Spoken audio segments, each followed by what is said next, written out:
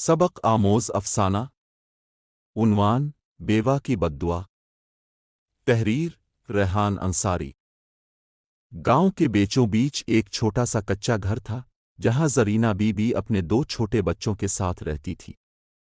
इसका शौहर हामिद एक मेहनती मजदूर था, मगर तकदीर ने ऐसा खेल खेला कि एक दिन काम से वापसी पर सड़क हादसे में जान से हाथ धो बैठा। जरीना के दुखों का आगाज वहीं से हुआ। गांव के रईस चौधरी नोमान ने माली इमदाद के बहाने इस पर बारी नज़र रखनी शुरू की।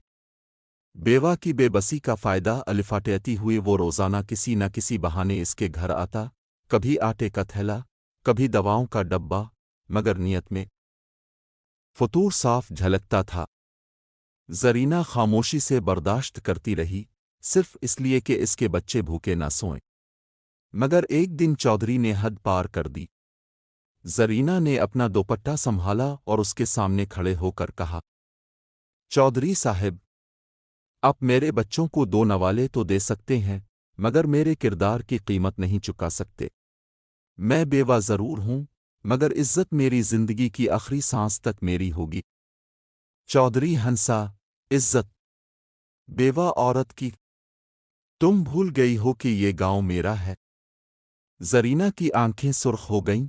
उसने आसमान की तरफ हाथ उठाया और कहा, ए रब, अगर ये जालिम अपने जुल्म से बाज न आया तो उसकी नस्ल को मेरे आंसुओं का हिसाब देना होगा।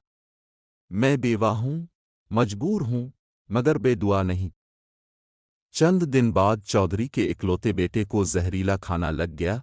कई दिन जिंदगी और मौत की कश्मकश में रहा, आखिरकार जान हार गया। गांव वाले चुपचाप समझ गए कि बेवा की बद्दुआ खाली नहीं गई। चौधरी ने अगले दिन जरीना के दर पर आकर हाथ जोड़ दिए। माफ कर दो बीबी, मैं गुनाहगार हूं। जरीना ने सिर्फ एक बात कही, जुल्म करने वाले को कभी कमजोर की आह से खेलना नहीं चाहिए। सबक: बेवा की खामोशी उसकी कमजोरी नहीं होती।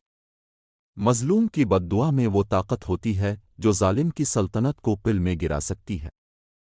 इज्जत और गैरत का रिश्ता दौलत से नहीं, किरदार से होता है।